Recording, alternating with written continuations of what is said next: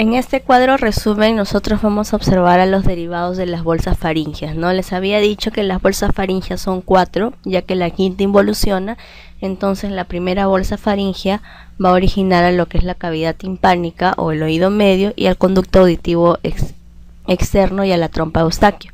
La segunda bolsa faríngea origina la amígdala palatina y la fosa amigdaliana, la tercera bolsa faríngea la glándula paratiroidea inferior y al timo, y la cuarta bolsa faríngea origina al cuerpo último braquial, que va a producir las células parafoliculares o la célula C de la glándula tiroidea, que van a producir la calcitonina. Entonces, para terminar lo que es aparato faríngeo, vamos a ver lo que son las hendiduras faríngeas. En un embrión de 5 semanas se va a caracterizar por la presencia de 4 hendiduras faríngeas, de las cuales solamente una va a contribuir a la estructura definitiva del embrión, ¿no? Es decir, la primera hendidura faríngea es la que va a dar origen a una serie de compuestos importantes para el embrión, ¿no? Y las demás bolsas, las demás hendiduras van a involucionar. En la parte dorsal de esta primera hendidura faríngea va a formar lo que es el conducto auditivo externo, y el revestimiento epitelial del fondo participa en la formación del tímpano. La segunda, la tercera y la cuarta hendidura faríngea van a perder el contacto con el exterior, pero como van a estar revestidas del epitelio ectodérmico, van a formar el seno cervical, que es una estructura embrionaria que también es transitoria, ¿no? Y tiene que desaparecer. Si es que no desaparece, va a haber una serie de anomalías que van a ser los quistes cervicales, que ya los vamos a ver en la parte de la aplicación clínica. Ahí tenemos la imagen en donde se observan lo que son las hendiduras, las bolsas y los arcos faríngeos, ¿no? Por ejemplo, la primera hendidura faríngea, la primera bolsa faríngea forma el conducto auditivo externo, lo que es la trompa de Eustaquio. La regulación molecular del aparato faríngeo va a estar dada básicamente por lo que es la proteína morfogenética ósea, que esta va a estimular a su vez al WNT1. Y hace que las células del epitelio se van a transformar en lo que es el mesénquima y comienza su migración al mesénquima circundante, es decir, va a haber una interacción epitelio-mesenquimatosa, y el origen de estas células que conforman a los arcos faringeos, a todo el aparato faríngeo, van a ser de las células de la cresta neural, especialmente de lo que son las células neuroepiteliales, ¿no? Ahí tenemos una imagen en donde nosotros vamos a ver que las bolsas faríngeas se van a originar de la migración lateral de las células endodérmicas, que va a ser estimulado por el factor de crecimiento de los fibroblastos, ¿no? Las células de la cresta neural van a migrar de lo que son los rombómeros, que se van a localizar en la región del prosencéfalo, mesencéfalo y el romboencéfalo, ¿no? Entonces estas células de la cresta van a migrar y van a producir una serie de factores en el lugar donde llegan. Por ejemplo, el OTX2 los va a dirigir hacia lo que es al rombómero, el 1 y el 2. En el rombómero 3 no llega nadie, en el rombómero 4 va a ser dirigido por el factor de transcripción OXA2, en el rombómero 5 tampoco llega nadie, y en el 6 y el 7 llegan el OXA3, el OXB3 y el OXD3, ¿no? Es decir, estos factores de transcripción o estos genes de homosecuencia como los OX van a dirigir la migración de las células de la célula neural, denominado los rombómeros, ¿no? Que migran de las regiones de todo lo que son las vesículas primarias. Ahí también tenemos parte de lo que es la migración molecular, en donde participan muchos genes, como por ejemplo la proteína morfogenética ósea 7, ¿no? El factor de crecimiento de fibroblastos, ¿no? Y que se van a expresar en algunos lugares, ¿no? Y de esta manera van a direccionar el lugar donde se van a formar estos aparatos faríngeos, ¿no? Y los factores OTX2, OXA2 y el OXA3, B3 y D3, el lugar de los rombómeros, ¿no? Que direccionan a las células de la cresta neural. Entonces, con respecto a la aplicación clínica de esta parte, vamos a ver acerca de lo que es el tejido paratiroideo y el tejido tímico ectópico, ¿no? Estos van a ser restos que van a quedar a lo largo de la ruta. Como les había mencionado, las glándulas paratiroideas inferiores y el timo van a tener que migrar desde la posición donde se origina hasta llegar al mediastino anterior, ¿no? Entonces, en esta ruta de migración, el timo puede permanecer en el cuello o la glándula paratiroidea puede quedarse en lo que es la bifurcación de la carótida común. Entonces, estos restos por una mala migración van a formar el tejido ectópico, ¿no? Es decir, van a estar en un lugar en el cual no les corresponde, no han llegado a su lugar de destino. Las fístulas branquiales se van a producir cuando el segundo arco no va a crecer en dirección caudal por encima del tercer y cuarto arco. Entonces, de esta manera va a dejar restos de la segunda, tercera y cuarta hendidura con la superficie mediante un canal estrecho. Ustedes saben que la segunda, tercera y cuarta hendidura formaban juntas lo que es el seno cervical, ¿no? Entonces, si quedan restos, el seno cervical se va a formar y va a quedar también como una estructura remanente.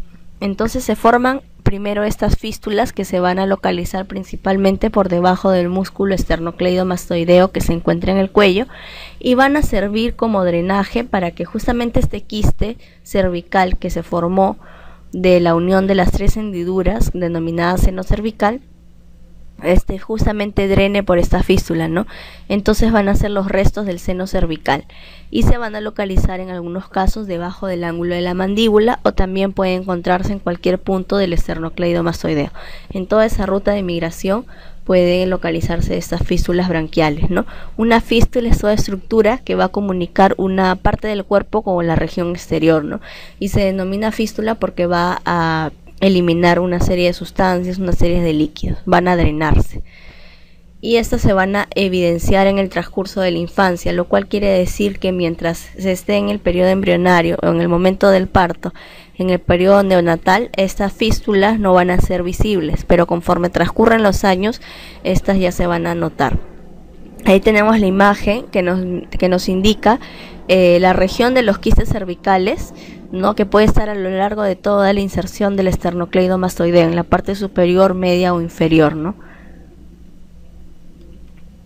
Ahí tenemos el quiste cervical lateral, que es el remanente o el rezago del seno cervical que se da por la fusión de la segunda, tercera y cuarta hendidura faríngea, ¿no? Entonces, al persistir el seno cervical, se forma el quiste cervical, que se localiza principalmente debajo del ángulo de la mandíbula o en cualquier región lateral del cuello. Las anomalías craneofaciales también se les denomina craneosinostosis, ¿no? Y dentro de ellas existen diferentes teratógenos como el alcohol, el ácido retinoico o la vitamina A, que juegan un papel muy importante como agente tóxico para la formación de estas estructuras en el embrión. Las células de la cresta neural, que van a formar el mesénquima de los arcos faringios, también van a ser muy vulnerables y muy susceptibles. Y como estas células de la cresta neural van a formar también parte del tejido cardíaco, especialmente lo que son las almohadillas del cono truncal, entonces estas anomalías faciales también van a estar acompañadas de defectos cardíacos como la tetralogía de Fallot, la transposición de los grandes vasos, entre otras. Y dentro de estos síndromes craniofaciales tenemos a uno de ellos conocido como el síndrome de Treacher-Collins. Esta es una enfermedad que se da de una manera autosómica dominante. Sin embargo, el 60% puede ser producida por una mutación del novo, es decir, no se sabe por qué se dio esta mutación, ¿no? Aparece al azar. El teratógeno más importante es el ácido retinoico, la vitamina A, y también es conocida como su sinónimo de disostosis mandíbulo-facial. ¿Por qué? Porque como ustedes pueden observar, el maxilar superior está hipoplásico, entonces le da una forma a la cara triangular, ¿no? Una forma más pequeña, no hay una buena formación ósea. Además de ello, va a haber hipoplasia malar, o también del cigomático, entonces hay subdesarrollo de los huesos del maxilar inferior, del cigomático y todo lo que es la mandíbula, ¿no? Entonces la cara va a ser muy pequeña. Además de estas anomalías craniofaciales, también van a haber hendiduras de los párpados hacia abajo y puede estar asociado a un coloboma en el párpado inferior, que es un tumor. Además de ello, también va a tener malformaciones en cuanto a lo que es el oído externo. La secuencia Robbins, que también es otra de las craniosinostosis, tenemos que es una secuencia que tiene una incidencia de 1 por cada 8.500 nacidos vivos. Esta puede ser independiente o puede estar asociada a otras malformaciones. Y como va a afectar el maxilar inferior, y ustedes saben que el maxilar inferior se forma por la prominencia mandibular, entonces afecta lo que es el primer arco faríngeo, ¿no? Esta se caracteriza por tener una triada, la micrognatia, como pueden observar en la figura, en la imagen del niño, la fisura palatina, que esa sí no se aprecia, y la glosoptosis. La micrognatia es la formación del maxilar inferior, ¿no?, que protruye pero hacia adentro, no hacia afuera, ¿no? Entonces es un maxilar un poco hipoplásico y que se pone hacia adentro. La fisura palatina, ¿no?, que lo vamos a ver cuando hablamos de la formación de la cara en esta clase también. Y la glosoptosis, que es cuando la lengua también involuciona hacia adentro, ¿no? En algunos casos esta secuencia Robin puede estar asociada a un oligodramnios que hace que el mentón se comprima en contra de la pared del tórax, ¿no? Entonces aumenta la frecuencia de esta triada, ¿no? Micrognatia, fisura palatina y glosoptosis. Entonces la micrognatia también vendría a ser el mentón deprimido. El síndrome de DiGeorge es la más grave de todas estas patologías. También se denomina el síndrome velo-cardiofacial porque las estructuras de la cresta neural son afectadas, entonces también va a haber malformaciones cardíacas, ¿no? Y también se denomina el síndrome facial con anomalías conotruncales justamente por eso. El síndrome de DiGeorge es una alteración genética que se da por una mutación en el cromosoma 22Q. Esta tiene bastante implicancia en cuanto a lo que son la deficiencia inmunológica, la hipocalcemia, y su pronóstico es malo. Los teratógenos que van a aumentar la incidencia de este síndrome de DiGeorge van a ser el ácido retinoico, el alcohol e incluso la diabetes materna, ¿no?, que puede provocar grandes alteraciones. También entonces se le conoce como la delección del cromosoma 22Q y es un déficit inmunitario, y ahí están las causas mencionadas. El síndrome de Goldman, que es la cuarta craneosinostosis, también se denomina el síndrome óculo-aurículo-vertebral, ¿no?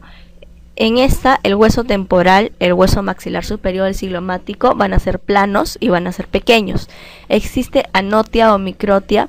En los ojos puede existir tumores y desarrollos de dermoides en el globo ocular, ¿no? Como ustedes están observando en la imagen, hay ausencia del conducto auditivo externo, no hay oído, a eso se le denomina anotia. O puede ser microtia si es que está un oído hipoplásico.